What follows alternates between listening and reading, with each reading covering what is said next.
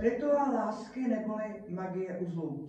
Tento rituál pochází z starého afrického čarodějnictví a používá se na přivolání lásky do života, anebo také samozřejmě na odvolání lásky ze života.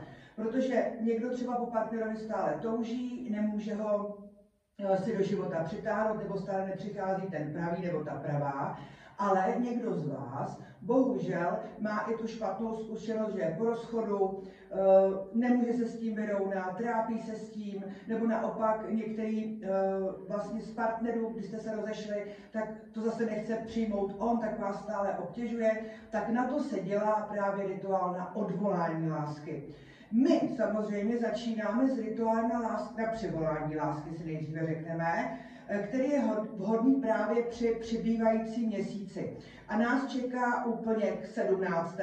tak na to je úplně perfektní vhodná doba. Jenom vám řeknu, co je třeba.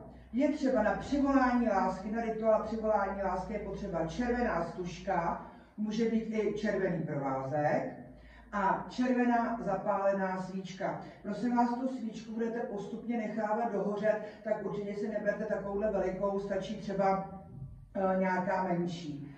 A to je vlastně všechno, co k tomu budete potřebovat.